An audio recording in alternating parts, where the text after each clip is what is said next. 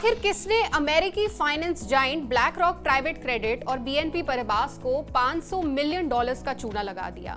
क्या है ये पूरा मामला? कैसे एक भारतीय मूल के बिजनेसमैन बंकिम ब्रह्मभट्ट और उनकी कंपनी बंकई ग्रुप ने एक इतने बड़े फाइनेंशियल फ्रॉड को अंजाम दिया? इस वीडियो में हम इसी पर बात करेंगे और डिटेल में जानेंगे। नमस्कार, मैं हूं सलोनी त्यागी और आप देख रहे हैं मनी 9। बंकिम ब्रह्मभट्ट जो एक इंडियन ओरिजिन बिजनेसमैन हैं, गुजरात के रहने वाले हैं। उन्होंने साल 2000 की शुरुआत में एक कंपनी खोली जिसका नाम रखा बंकई ग्रुप। ये कंपनी कई टेलीकॉम कंपनीज को टेक्निकल रूट्स देने का काम करती थी, जिनसे इंटरनेशनल कॉल्स और मैसेजेस कनेक्ट होते हैं। मतलब अगर कोई भारत से अफ्रीका या यूरोप में कॉल करता तो बीच में बंकई जैसी कंपनीज का नेटवर्क इस्तेमाल कर रहा होता है। इसकी वजह से कंपनी और बंकिम की पहचान धीरे धीरे ग्लोबल टेलीकॉम सर्किट में बनने लगी। 2015 से 2020 के बीच बंकई ग्रुप का कारोबार तेजी से बढ़ने लगा। इतना कि बंकिम ने अपनी कंपनी को मॉरिशस और सिंगापुर तक फैला दिया।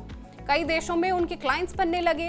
कंपनी के नंबर्स और ग्रोथ चार्ट बहुत इंप्रेसिव दिखने लगे, जिससे कई इन्वेस्टर्स को लगा कि ये कंपनी टेलीकॉम सेक्टर का अगला बड़ा नाम बन सकती है।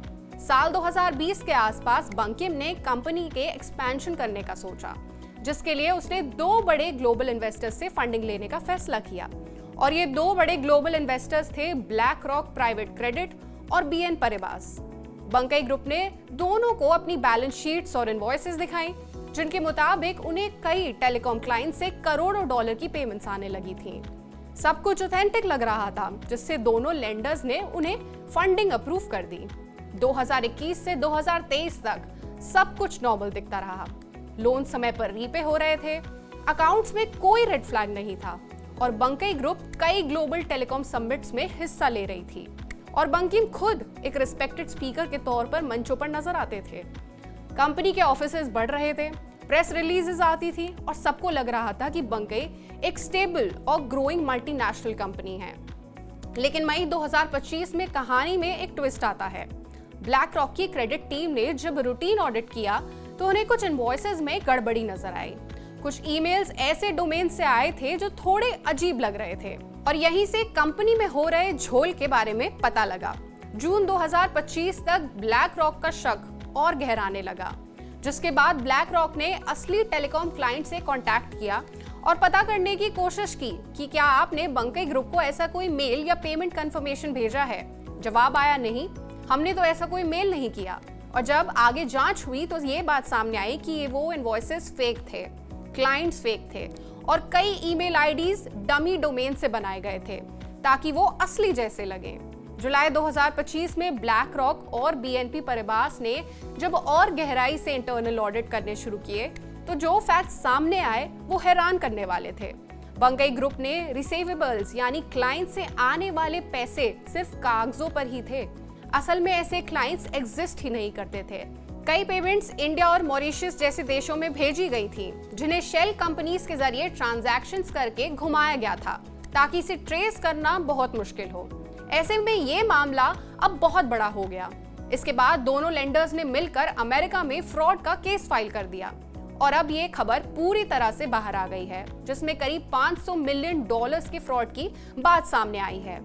आज ये मामला अमेरिकी अदालत में चल रहा है और ब्लैक रॉक और बीएनपी पारिबास दोनों अपने इन्वेस्टर्स का पैसा वापस लाने की बात कह रहे हैं। अमेरिकी अथॉरिटीज ने बंकिम ब्रह्मभट्ट की कंपनीज के बैंक अकाउंट्स और एसेट्स की ट्रेसिंग शुरू कर दी है। इंडिया और मॉरिशस की एजेंसीज को भी अलर्ट किया गया है ताकि ये पता लगाया जा सके कि पैसा गया कहां।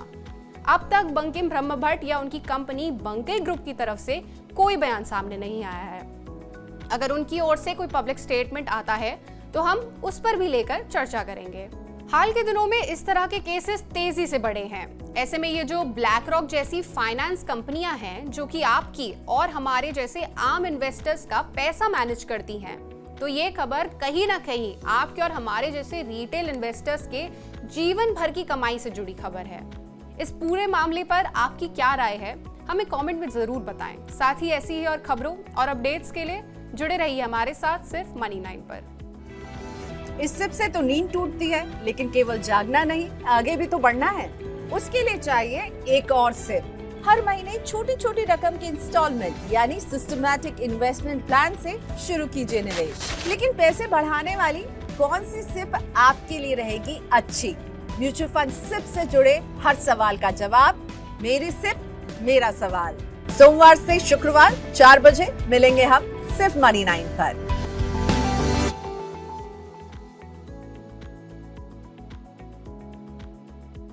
मनी 9 लाया है मेंबरशिप प्रोग्राम मनी 9 प्राइम। अब आपके दिमाग में कई सारे सवाल होंगे, मसलन आखिर क्या है ये मनी 9 प्राइम, आपके लिए यानी दर्शकों के लिए इसके क्या फ़ायदे हैं, और एक बड़ा सवाल ये कि मनी 9 प्राइम से आखिर जुड़ना कैसे है। तो इसकी पूरी जानकारी हम आपको देने जा रहे हैं। मनी 9 प्राइम में 3 प्लान होंगे, इकोनॉमी, स्टैंडर्ड और VIP। तो फटाफट ज्वाइन कीजिए YouTube पर मनी 9 प्राइम। ज्वाइन करने के लिए मनी 9 के YouTube पेज पर जाइए, होम पेज पर मिलेगा ज्वाइन बटन, इसे क्लिक करें, अपनी पसंद का प्लान चुनें और बस हो गया, अब आप रहेंगे सबसे आगे।